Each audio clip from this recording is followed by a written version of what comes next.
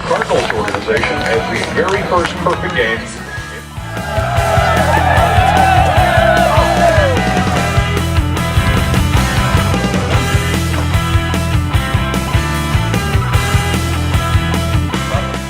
Welcome to the Palm Beach Cardinals and Jupiter Hammerheads show here on Roger Dean Stadium TV. I'm Lisa Pride. Now, as you can see, the ballpark is empty here at the Dean as the season has ended in the Florida State League. But what an ending it was. Today on the show, we'll talk perfection, the playoffs, and off-season plans for the players and coaches. But first, the Cardinals' Chris Corrigan was honored recently for pitching the first perfect game in Palm Beach Cardinals history.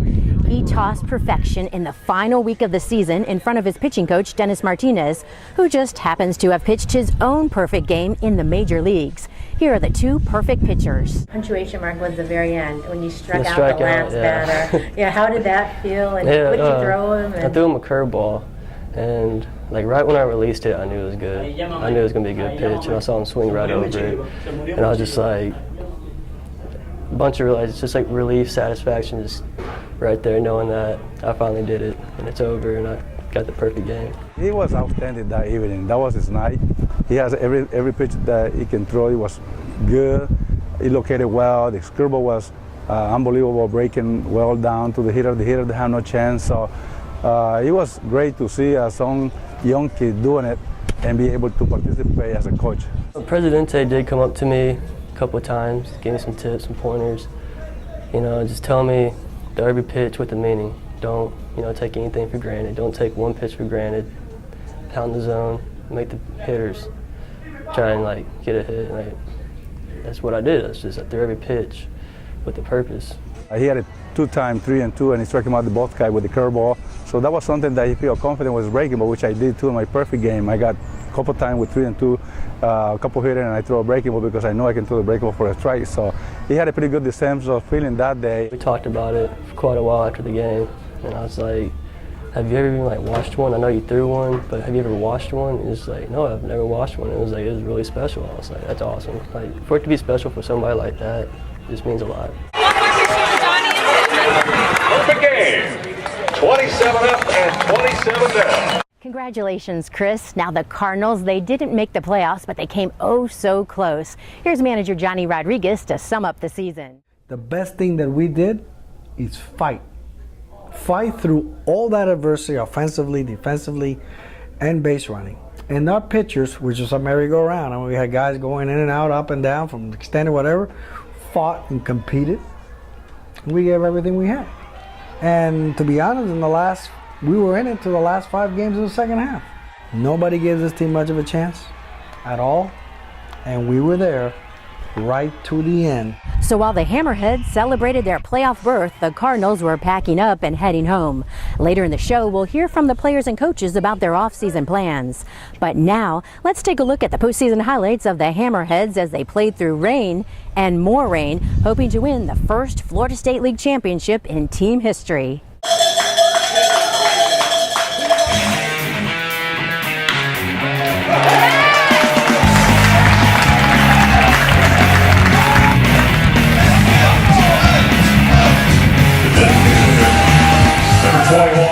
Because we tie the games and everybody say, go ahead, you can do it because the game's late. I knew it was a first game, playoffs game, and I know it was fun, and know that, a team needed a win, and I was trying to do the best I could to help my team to win.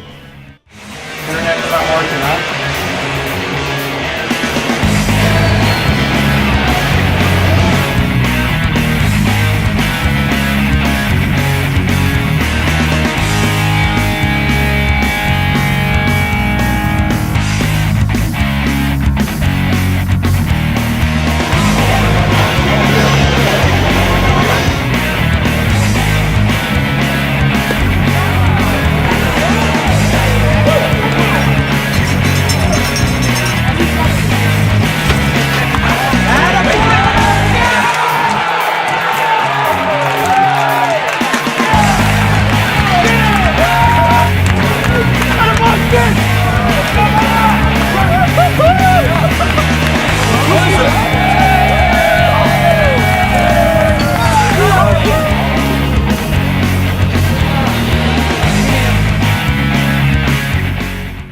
can't tell you how proud I am of these guys. They just keep answering the bell, and one more series versus a good Lakeland team here, and it's going to be a quick turnaround. Play tomorrow.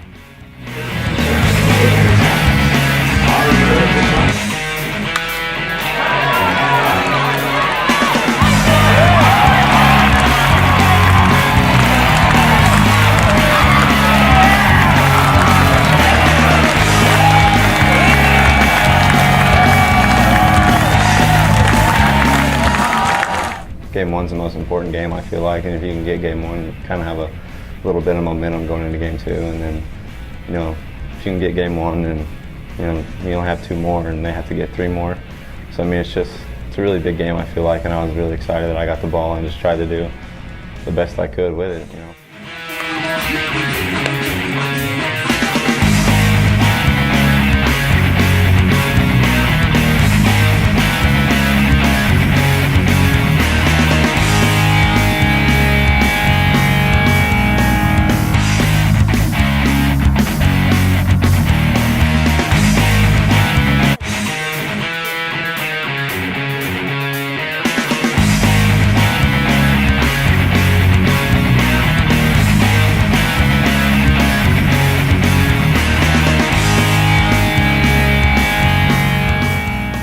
Congratulations to the Hammerheads, who fought a tough battle but fell short of their goal of winning the championship title. The Jupiter Hammerheads lost 3 out of 5 games to the Lakeland Flying Tigers. But now it's time to talk off-season plans. Here's the players and coaches talking about what they'll be doing this winter. I want to keep lifting, practicing, definitely, but I'm going to get to work, make some money so I can build up some capital for next season, take care of my body as best I can, but come ready to play next year. I was fortunate enough to meet a teammate who's in this organization who is best friends with Chase Daniels, an NFL quarterback, and he is a co-founder of a company called 10 Star.